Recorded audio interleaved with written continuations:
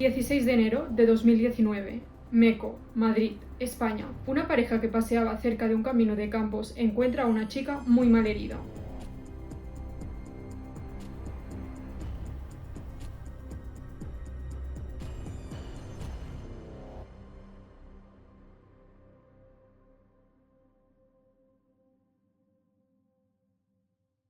Miriam Vallejo Pulido, Mimi para sus amigos, era una joven de 25 años, natural de Alovera, Guadalajara. Había estudiado auxiliar de enfermería, aunque trabajaba como responsable del departamento de administración de una empresa de distribución de ordenadores en la zona del Corredor de Henares. Además, era voluntaria de protección civil y una gran amante de los animales, especialmente de los perros. Tenía 2. Desde hacía algunos meses, y esa información no le ha podido precisar más, ya que en cada medio se apunta un tiempo distinto, Miriam convivía junto a su amiga Celia, de 31 años, con la que se había mudado a una casa ubicada en la calle Sierra Ión, en Villanueva de la Torre. Este es un pueblo rural de menos de 7.000 habitantes, ubicado en la provincia de Guadalajara, aunque hace frontera con la Comunidad de Madrid, concretamente con el municipio de Meco. Este entorno era perfecta para ellas y sus perros, pues además de los 2 de Miriam, Celia tenía también un perro, y juntas cuidaban de un cuarto de un conocido. Hacía ya un tiempo que junto a ellas convivía el novio de Celia, Sergio, de 29 años. Era un compañero de trabajo con el que al parecer tenía una relación discreta. A las 8:52 de la tarde del miércoles 16 de enero de 2019, una pareja joven que se encontraba paseando cerca de un camino de campos ubicado entre Villanueva de la Torre y Meco vio unas luces moviéndose y, extrañados por ello, se acercaron a ellas. Eran las luces de los collares de los 4 perros que, aquella tarde, Miriam Vallejo había sacado a pasear. Estos estaban moviéndose alrededor de una chica tirada en el suelo. Estaba gravemente herida, pero viva. Se trataba de Miriam Vallejo. Evidentemente, preocupados por la gravedad de la situación, la pareja decidió llamar a los servicios de emergencia para pedir auxilio. La llamada que realizó el chico a las 8:57 quedó grabada. Hola, buenas, mira, llamo porque encontré a una persona en el suelo, no parece estar bien. ¿Dónde? ¿En qué localidad? Está herida, está en Villanueva de la Torre. Vale, ¿no la conoce usted de nada esta persona? No, paseando, o sea, estamos... Vale, Villanueva de la Torre, provincia de Guadalajara, ¿qué calle? Correcto. No estamos en la calle, estamos en el campo que está al lado de la calle, donde se sacan a los perros. Anteriormente aquí había un... En el campo que está al lado de la calle, ¿de qué calle está el campo al lado? Joder. Según entras a Villanueva, tiras a la izquierda, no hay un campo jodidamente enorme. Que habían antes lo que eran unos sitios de para las motos, para que saltaran. En un campo donde está el circuito de las motos. Sí. Donde hay un circuito de motos. Sí, donde estaba el circuito de motos, ya no está. Donde estaba el circuito de motos, vale. Eso es. Vale, un momento. ¿Y esto se llega por qué calle? ¿Se llega a este lugar? Mira, según entras a Villanueva por la carretera Azuqueca, tú subes pasito y a la izquierda del todo, y cuando dejas de ver casi, pues tienes que bajar el campo, no te sé si en la calle. A ver, es que con esas indicaciones es en Villanueva de la Torre, a las afueras de Villanueva. Joder. Claro, algo cercano, una tienda, un bar, algo de referencia, el nombre de una calle, algo. Hay calle, hay unas pistas de fútbol, hay un campo de fútbol, luego están las pistas de fútbol y bajando el campo, la carretera del campo se baja. Es que se le va y se le viene la cobertura, al lado del campo de fútbol. Sí. Y es un señor en el suelo, inconsciente. Una señora. Una señora. Sí, hola. No, está consciente, pero... Una señora, ¿qué le pasa? Sí. Pregúntale qué le pasa. Hola, ¿puedes hablar? Vale, ¿qué edad tiene la señora aproximadamente? Pues no lo sé, 30, 40, no lo sé. Vale, escúcheme, ¿y qué le pasa a la señora? ¿Está caída? ¿Pues ha tropezado? ¿Está herida en algún sitio? Está tirada en el suelo, sí. Tiene perros por aquí preocupados. ¿Qué tiene qué? A 4 perros por aquí preocupados. ¿Pero a ella qué le pasa? ¿Qué le ves? ¿Te sangra por algún sitio? Está mirando boca arriba. ¿No sabe qué le pasa? No, que no está bien, o sea, se venga lo antes posible. Vale, un momento, no se retire, ¿de acuerdo? No me cuelgue, te voy a pasar el aviso, ¿eh? Un momento, no cuelgue. Vale. Como habréis podido escuchar, el chico estaba muy angustiado por la situación y era consciente de que la actuación de los sanitarios era vital para salvar la vida de aquella desconocida. Y seguramente, preocupado por si iban a poder localizarlos en el camino de campos, ya que no había sido capaz de dar una dirección exacta, este se alejó del lugar para ir al encuentro de los servicios médicos y poder guiarlos hasta Miriam. Desgraciadamente, cuando a las 9:37 llegó la ambulancia, ya era demasiado tarde. La otra parte de esa pareja, que había encontrado a Miriam Vallejo gravemente herida, Una chica se había quedado junto a ella durante esos angustiosos 40 minutos de espera. Más tarde, relataría que en este tiempo pudo presenciar como uno de los perros dejaba de correr alrededor de la víctima y se sentaba encima de ella, justo antes de que ésta falleciese. Como os avanzaba, cuando los sanitarios llegaron al lugar de los hechos, solo pudieron certificar su muerte y tras una breve inspección ocular, determinar que la joven había sido víctima de un brutal ataque. Su cuerpo presentaba múltiples puñaladas y heridas defensivas en las manos. Tendría que ser la autopsia quien cuantificara la magnitud de esa agresión mortal. Apenas unos minutos más tarde de la llegada de los servicios de emergencia, a las 10 menos cuarto de la noche, Celia llegó a su casa en Villanueva de la Torre. Extrañada al ver que su amiga no se encontraba en el hogar que compartían, le preguntó a su novio por ella. Sergio, muy tranquilo, le comentó que había salido a pasear a los perros y que iba una hora fuera de casa, hecho que alarmó a la chica. Miriam no acostumbraba a salir tanto rato a esas horas de la noche. De hecho, sus paseos con los perros eran de apenas unos 20 minutos, así que aquello era realmente alarmante. Sin dudarlo, Celia salió a la calle a su encuentro. Esta siguió el camino que solían hacer cuando sacaban a pasear a los perros y muy pronto encontró los vehículos de emergencias. Al verlos, tuvo claro que se trataba de su amiga. Estaba muerta y todo había ocurrido a apenas unos minutos de su casa. Cerca del lugar del crimen se encontraban vecinos y curiosos tratando de averiguar qué había sucedido. Recordemos que era un pueblo pequeño y este tipo de cosas no solían ocurrir. Todos estaban consternados y se preguntaban quién le habría podido hacer algo así a su vecina Miriam. Pero hubo una persona que, según testigos, preguntó algo distinto. Sergio, finalmente, también se había acercado al lugar y quería saber si Miriam había dicho algo antes de morir. Como en la mayoría de los casos, las primeras investigaciones se hicieron en el lugar de los hechos, donde esa misma noche se buscó cualquier pista material que pudiese arrojar un poco de luz acerca de cómo había ocurrido todo y quién era el responsable del que más tarde se conocería como el crimen de Meco. El cuerpo de Miriam había sido encontrado a 519 metros de las primeras casas de Villanueva de la Torre. Esta es una distancia cortísima. Son tan solo unos 6 minutos andando a un ritmo normal. Precisamente por eso, por la proximidad del cuerpo a la zona urbanizada, en esos primeros momentos se investigó si la víctima pudo haber sido arrastrada hasta ese lugar, barajando la posibilidad de que el ataque se hubiese producido en un lugar más alejado del núcleo urbano. Y la verdad es que en un primer momento esta hipótesis fue muy relevante, porque un poco más lejos del pueblo, a unos 700 metros del cuerpo, se conocía que había un asentamiento de personas. Se trataba de gente en situación de calle, adictos a sustancias y que llevaban tiempo deambulando por esa zona. Pero fue algo que pronto quedó en segundo plano, ya que la noche del crimen se comprobó que habían abandonado el campamento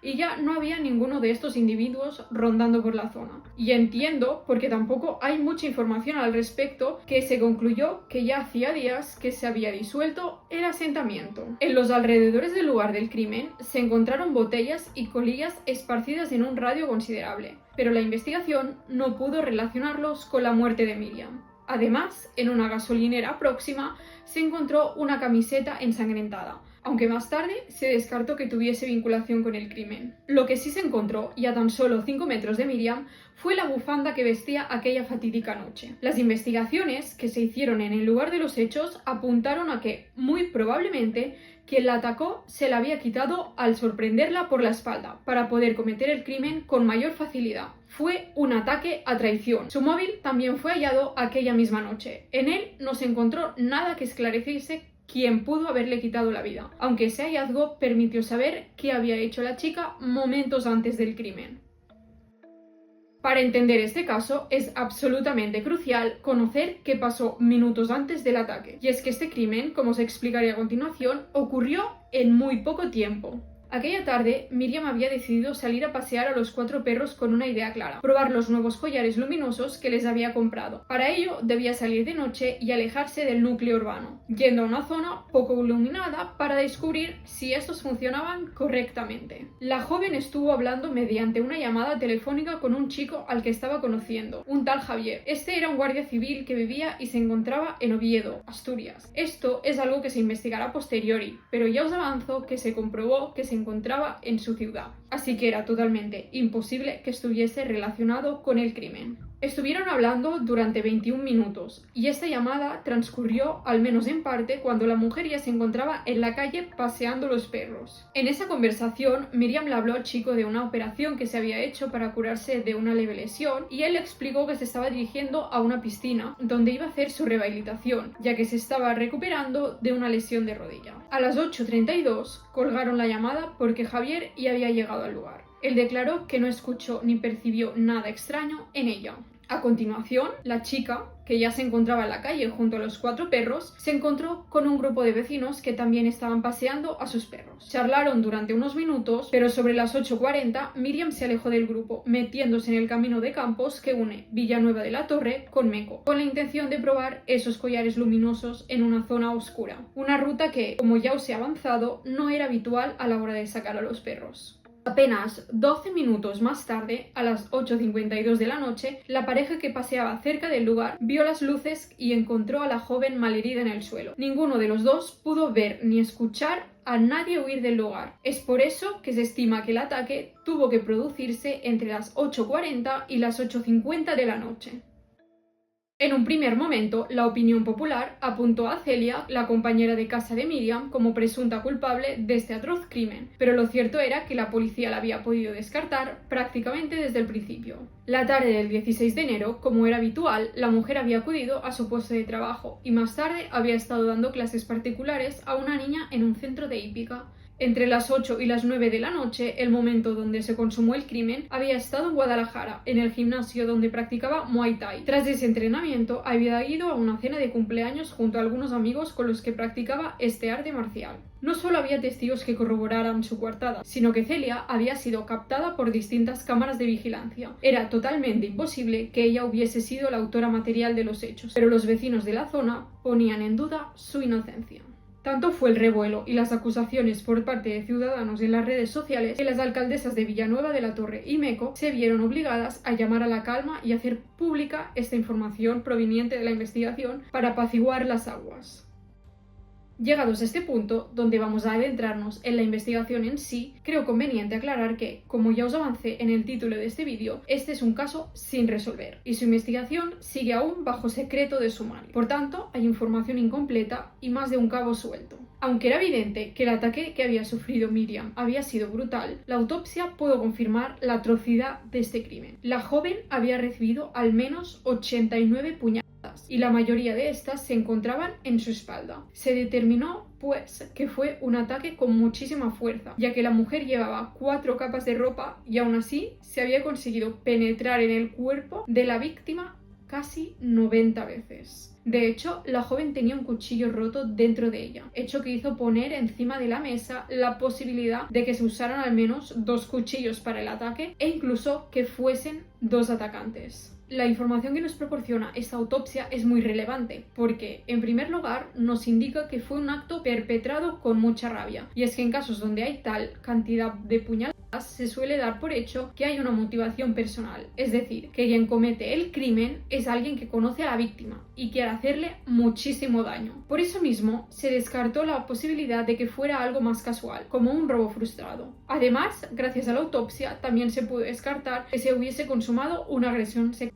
Pero realmente no se podía descartar que esa no hubiese sido la motivación inicial del ataque. En segundo lugar, la autopsia nos da una segunda clave y es la del tiempo. Como ya he comentado, pasaron solo 12 minutos entre que vieron a Miriam dirigirse al camino de campos y que la encontraron malherida. Este tiempo es extremadamente justo porque imagino que por muy rápido que sea el ataque, llegar a ese número de puñaladas debe requerir un tiempo mínimo. Además, que hay que sumar el tiempo de llegar hasta la víctima y el tiempo de huir del lugar de los hechos. Así que pienso, y esto es ya totalmente una opinión personal, que quizás es posible que se pudieran dar 89 puñaladas en tan poco tiempo porque fuesen más de un atacante y no solo una sola persona. Finalmente, el hecho de que la mayor parte de las heridas estuviesen en la espalda de la chica confirma que, como ya se había apuntado desde un inicio, al hallar la bufanda, Miriam fue sorprendida por detrás. así que seguramente ni se lo vio venir y quizás ni supo quién le estaba haciendo aquello. Por otra parte, los testigos también fueron claves en esta investigación. El grupo de vecinos que paseaba a sus perros y que vieron a Miriam momentos antes del ataque declaró no haber visto a nadie seguirla ni acercarse al camino de campos donde se había adentrado la chica. Además, también pusieron mucho énfasis en el hecho de no haber escuchado a los perros ladrar una vez se había ido la joven del lugar. Y aquí me gustaría detenerme un momento porque pienso, y de nuevo esto es una opinión totalmente personal, que se le dio demasiada importancia al hecho de que los perros no ladrasen o que incluso simplemente no los escuchasen ladrar. Lo que se sostiene a lo largo de esta investigación, o por lo menos esto es lo que ha trascendido en los medios, es que como los perros no ladraron, el atacante era alguien que no solo conocía a la víctima, sino que tenía trato con sus perros. Esto se dice bajo la premisa de que un perro se pondría a ladrar al ver a alguien desconocido, pero creo que no es algo que podamos dar por hecho.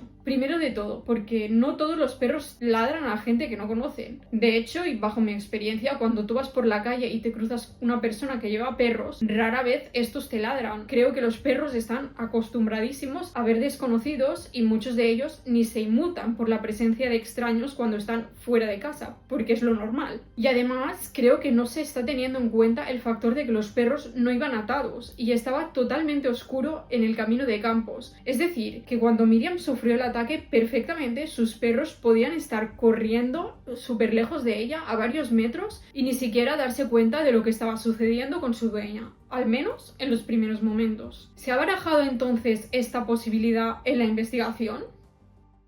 Como suele pasar en la mayoría de crímenes, las primeras investigaciones se enfocaron en el entorno de Miriam, tratando de encontrar un sospechoso entre todas las personas que la conocían o habían tenido un mínimo de contacto con ella. Se sabe que investigaron a más de 300 hombres, y aquí quiero aclarar que, al contrario de lo que se dijo en su momento en distintos medios de comunicación, la víctima no había estado quedando ni viéndose con todos esos hombres. Estos 300 hombres simplemente habían tenido algún tipo de interacción digital con ella.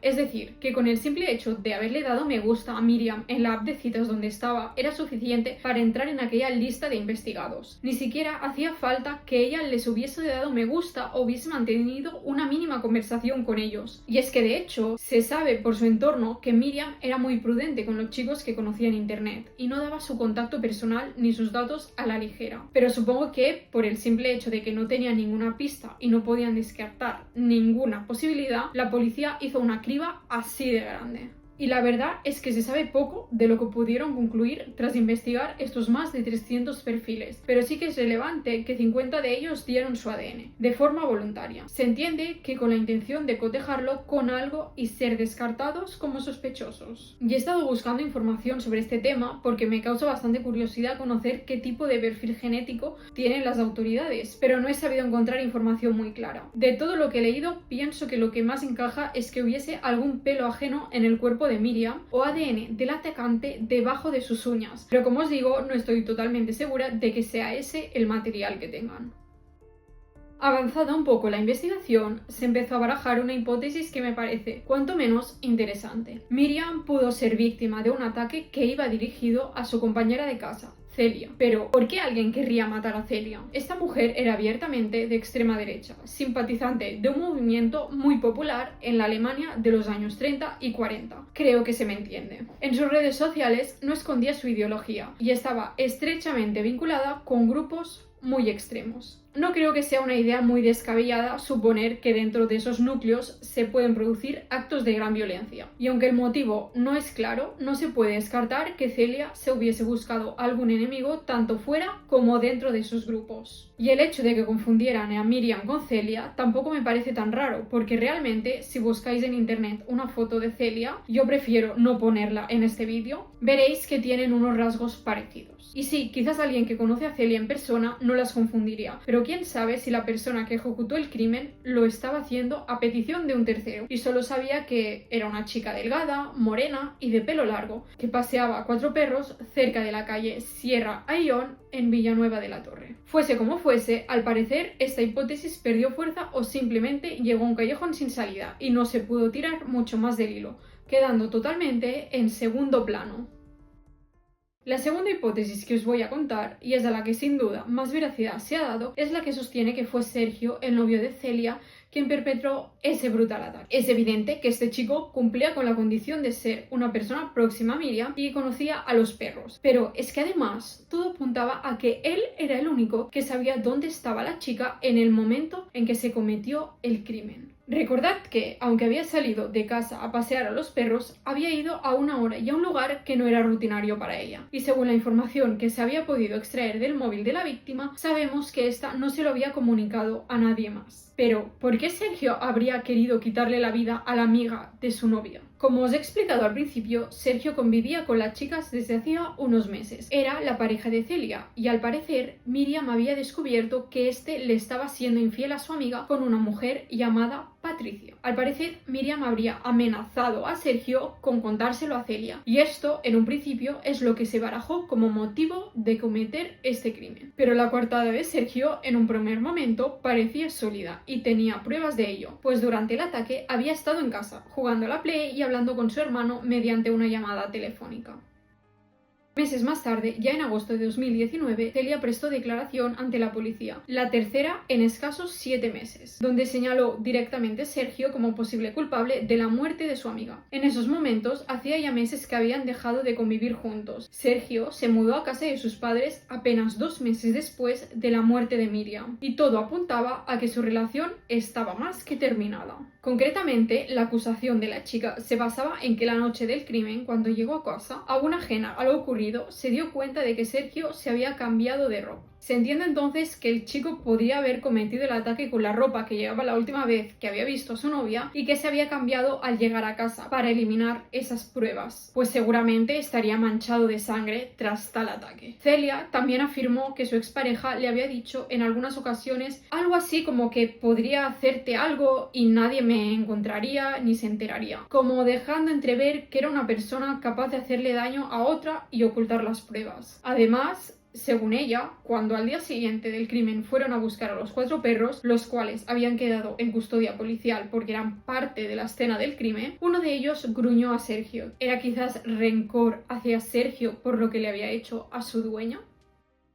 Pero es que Celia no era la primera que apuntaba a Sergio. Otros testigos declararon que, durante el velatorio de Miriam, en el tanatorio, estuvo vistiendo ropa de abrigo como si quisiese ocultar algo debajo de este. Además, otras personas vieron que el chico tenía arañazos en sus brazos, aunque él los justificó como heridas propias y habituales de su trabajo en el departamento de mantenimiento. Y recordemos también que él fue quien preguntó si Miriam había dicho algo antes de morir, apenas de enterarse del hallazgo de su cuerpo sin vida. Al parecer, la declaración de Celia tuvo bastante relevancia en la investigación, porque ese mismo agosto, el día 13, detuvieron a Sergio e hicieron un registro del domicilio familiar en Azuqueca de Henares, Guadalajara. En este registro se llevaron la PlayStation de Sergio y distintas prendas de ropa. Y por si alguien se lo pregunta, la casa de Villanueva de la Torre, donde convivían los tres, ya había sido registrada en un primer momento, por tratarse del domicilio de la víctima. Pero supongo que en ese momento no encontraron nada que incriminase al chico. Fuera como fuese, el 16 de agosto de 2019, Sergio ingresó en prisión como principal sospechoso de la muerte de Miriam tras no declarar ante el juez.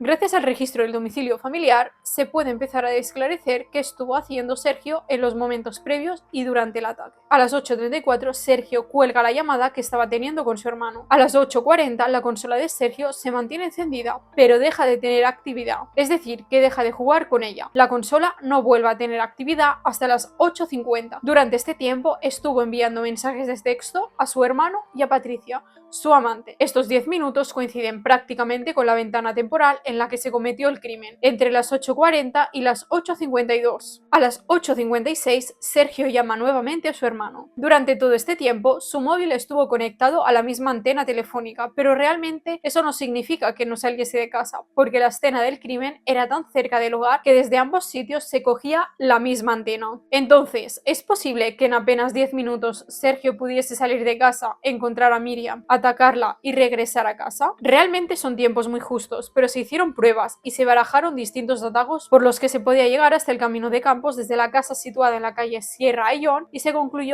que si se era rápido y se iba corriendo hasta el lugar, era posible hacerlo en tan poco tiempo.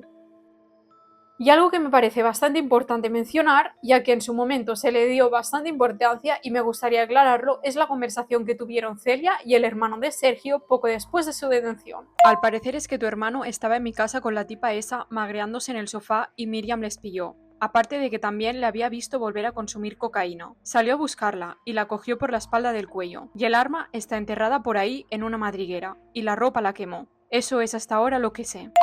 Todo eso es mentira por lo que nos ha dicho la Guardia Civil ayer. La investigación está bajo secreto, por lo que salvo que te estén utilizando para involucrar a mi hermano, no tendrías por qué saber nada de eso. Pues ya verás cuando se resuelva todo. Tengo yo una sudadera de esa chica que se dejó en la casa. Yo te entiendo, pero la verdad es que tu hermano ha tenido algo que ver. ¿Has hablado con la Patricia esa? Porque te podrá aclarar muchas cosas. Mi hermano estoy totalmente seguro de que no tiene nada que ver. Ojalá, pero yo ya no pongo la mano en el fuego. Muchas cosas hay. Realmente me parece curioso porque en estos mensajes hay detalles del crimen y de la investigación que, de ser verdad, nadie le había podido dar y no se entiende cómo Celia podía conocer. Pero al parecer, según he podido saber, Celia explicó ante las autoridades que no se trataba de una filtración ni de algo que le hubiese confesado Sergio, sino que eran datos que le había dado una vidente, con la que había ido a consultar el caso, así que imagino que todo esto es simplemente inventado. Pero algo que sí que era cierto y que se pudo descubrir mientras el sospechoso estaba en prisión es que el ADN hallado en la etiqueta de la sudadera que llevaba Miriam la noche del 16 de enero coincidía con el perfil de Sergio. Realmente ese ADN se consideró muy valioso, ya que como he explicado antes, se cree que el ataque empezó por la espalda, arrancándole la bufanda a la víctima. Por tanto, tiene sentido que en ese breve forcejeo el atacante llegase a tocar la etiqueta interior de la sudadera de Miriam. Aún así, su defensa siempre sostuvo que esa contaminación podría ser indirecta, ya que convivían y hacían lavadoras conjuntas, así que no podía ser una prueba determinante de la autoría del crimen. Y realmente esta defensa es bastante sensata. Finalmente, 4 meses después, Sergio consiguió la libertad, pero con la condición de seguir presentándose en los juzgados de forma periódica, ya que seguía siendo sospechoso e investigado. Pero imagino que las pruebas no eran suficientemente sólidas como para mantenerlo entre rejas. Tuvo que pasar más de un año para que la investigación del crimen de Meiko trajese alguna novedad a la familia de Miriam, quien ciertamente había quedado muy descontenta con la puesta a libertad de Sergio. En diciembre de 2020, un hombre llamado Alberto, que se encontraba en un centro de desintoxicación y que había estado en la cárcel por robo, confesó ser el autor del crimen de Miriam Vallejo. Su declaración fue confusa, ya que no describió bien los hechos ni el lugar del crimen y tampoco dio muchos más detalles. Además, se descubrió que había coincidido con Sergio en el centro penitenciario y su ADN tampoco coincidía con el que tenían. No se sabe muy bien el motivo por el que se atribuyó el crimen, aunque creo que todos podemos imaginarlo, pero era evidente que no era el autor, así que fue exculpado. Poco después, cuando la investigación ya parecía haber llegado a un callejón sin salida, la juez instructora del caso pidió una ampliación del informe de autopsia y un estudio para esclarecer si el ataque fue perpetrado con 1 o 2 cuchillos y también poder determinar si fueron 1 o 2 atacantes. Pero volvamos a Sergio, hasta el momento el único sospechoso del caso y que seguía siendo investigado. En mayo de 2022 hacen un sobreseimiento de causa, archivando el caso y este deja de ser sospechoso por falta de pruebas. La acusación particular recurrió a ese archivo, creyendo que había indicios suficientes para seguir investigando a Sergio. Y ese mismo septiembre, la audiencia provincial revocó el archivo ordenando a la jueza que argumentase su decisión defendiendo los numerosos indicios que la acusación creía que existían contra el investigado. Aún así, el 30 de enero de 2023, un auto del juzgado de instrucción número 5 de Alcalá de Henares volvió a archivar provisionalmente la investigación, ya que determinó que, y cito textualmente, son más fuertes los indicios de ausencia de culpabilidad que de posible autoría. Y es que realmente la clave del tiempo jugó un papel fundamental en la acusación de Sergio. Concretamente, en esos momentos se sabía con exactitud que había estado activo en su móvil mandando mensajes entre las 8:33 y las 8:46 y entre las 8:51 y las 9:02. Y que su móvil no perdió cobertura en ningún momento. Parecía descabellado pensar que estuviese mandando mensajes mientras cometía el crimen. Así pues, ¿era posible perpetrar un ataque como el que había sufrido Miriam en solo 5 minutos? La respuesta era no, según la audiencia provincial, ya que el 23 de julio de 2023 exoneró a Sergio de toda culpa. La audiencia concluyó que el análisis de datos de geolocalización y llamadas del número de teléfono móvil del investigado demostraban que no tuvo tiempo a llegar a la zona donde mataron a Miriam, habida cuenta de la distancia entre el domicilio y el camino donde se produjo el hallazgo del cadáver. Tras más de 2 años de absoluto silencio, el pasado julio de 2025 se conoció que la Comandancia de la Guardia Civil de Madrid había recabado informaciones suficientes que le habrían permitido abrir una nueva línea de investigación. Los indicios que motivaron esta reapertura del caso no han sido revelados para proteger la investigación, pero lo que sí que se sabe es que se sigue investigando la muerte de Miriam Vallejo. Se han hecho nuevas recreaciones de los hechos y existen nuevas pruebas. También se sabe que esta reapertura fue en parte a un testigo que, desde un primer momento, había testificado escuchar a Miriam gritar «soltadme, dejadme», haciendo hincapié y asegurando que lo dijo en plural. Esto, sumado al nombramiento de un nuevo juez, permitió la reactivación del procedimiento. Así pues, ahora mismo la línea de investigación nada tiene que ver con lo que se había investigado anteriormente, lo que da a entender que habría nuevas hipótesis y sospechosos, de momento desconocidos. Las últimas novedades que hay respecto al caso se remontan a hace poco más de un mes. El 1 de diciembre de 2025 se conoció que Sergio, quien estuvo 4 años acusado del crimen de Meco, reclama a la justicia una indemnización de 127.000 euros por el tiempo que pasó en prisión y teniendo que acudir de forma regular al juzgado. Es más, él asegura que su padre enfermó de cáncer y murió debido a su supuestamente errónea vinculación con el caso. Veremos pues cómo se resuelve esta demanda. Casi 7 años tras el brutal crimen de Meco, Miriam Vallejo sigue sin tener justicia. Afortunadamente, parece ser que los encargados de investigar su muerte no han dejado su caso apartado en un cajón y siguen tratando de averiguar qué pasó durante aquellos 12 minutos en la noche del 16 de enero de 2019. ¿Quiénes le quitaron la vida a la joven? ¿Por qué lo hicieron? ¿Cómo pudieron atacarla y huir en apenas unos minutos? Son algunas de las preguntas que la familia, amigos y personas interesadas por el caso llevan demasiado tiempo haciendo y que espero que pronto puedan ser respondidas. Y hasta aquí la historia de Miriam Vallejo, que casi 7 años después de su muerte aún no ha podido tener justicia. Como siempre, dejaré enlazado en la descripción de este vídeo todas las fuentes consultadas. Si te ha resultado interesante este vídeo, te invito a suscribirte al canal y puedes también dejar tu opinión en comentarios. Por supuesto, acepto sugerencias de crímenes que quieres que traiga al canal próximamente. Nos vemos muy pronto con un nuevo caso.